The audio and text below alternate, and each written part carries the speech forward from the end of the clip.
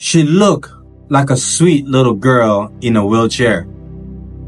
Her mother, a saint, an angel to many. But behind the pink walls and Disney pajamas was a prison.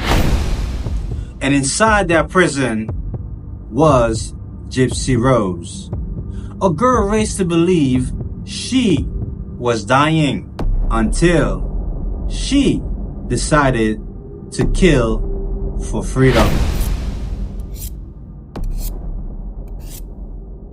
Now, from the outside looking in, Dee Dee, who was a devoted single mother doing everything for her sick child, who had leukemia, muscular dystrophy, seizures, asthma. She said Gypsy couldn't walk, couldn't eat without a feeding tube, couldn't go to school, could barely live. However, many were moved by their story. So much so their home was gifted by Habitat for Humanity, donation poured in, trip to Disney, free housing, VIP passes, tens and thousands of dollars in values were given to them. Even a meeting with Miranda Lambert. But behind that, none of it was real. Gypsy wasn't sick. In fact, she never was. Dee Dee had something called Munchausen syndrome by proxy, a rare psychological disorder where a caregiver fakes or causes illness in someone else to get attention. Not only attention, but sympathy and control. In other words, Dee Dee made it all up and she was a crazy ass woman. And if that wasn't bad enough, she had Gypsy believe her own lies, meaning she was raised to think she was actually dying. How insane is that? Every doctor Dee Dee met was either fooled, manipulated, or scared away.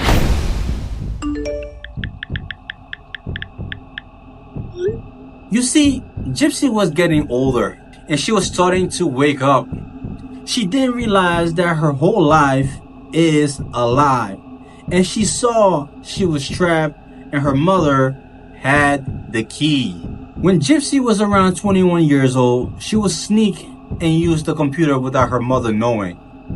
And one day, while online, that's when she met Nicholas. Nicholas was troubled, diagnosed with autism, obsessed with violent fantasies. He even claimed to be a 500-year-old vampire, a werewolf, and a hitman persona named Victor. The man had multiple personalities. And Gypsy played along, creating her own alternate identities named Ruby.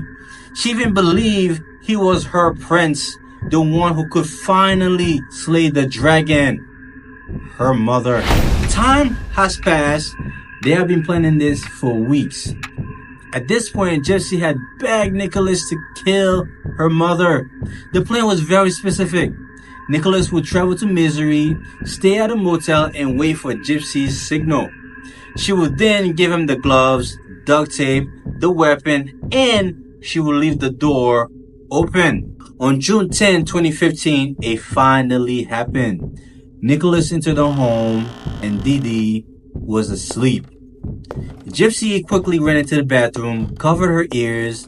Nicholas slowly creeped up, and there he took the knife and bam, bam, bam. He stabbed Dee Dee 17 times and ultimately unaliving her. The woman who had forced tube down Gypsy's throat, shaved her head, and stolen her life was now dead.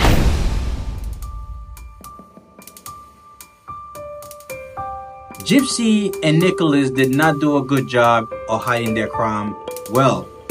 Gypsy posted from Dee Dee's Facebook account just hours later, stating that bitch is dead. The internet thought it was a hack until Dee Dee's body was found rotting in her bed. Dee Dee was murdered on the night of June 9th or 10th in 2015. It took about 2 days for the police to find the body on June 14, 2015, after Gypsy posted chilling status from Dee Dee's Facebook account. The world was shocked. Not for killing her mom, but for Gypsy.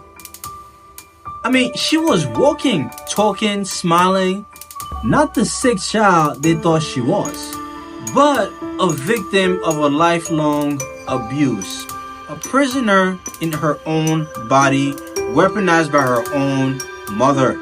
Later, detective released a statement saying Gypsy didn't kill her mom, but she made it happen. Gypsy pleaded guilty to second-degree murder. She was sentenced to 10 years in prison. Nicholas, life without parole. But many wondered, did Gypsy really deserve prison or a second chance? As time passed in prison, Gypsy would begin to thrive. She took classes, spoke out, reclaimed her voice, and in December 2023, she was released. Now, Gypsy lives in the free world for the first time. But the question remains, is she free from the scars her mother left behind? Gypsy Rose killed the body, but not the shadow. Because even in freedom, the prison her mother built still lives in her mind.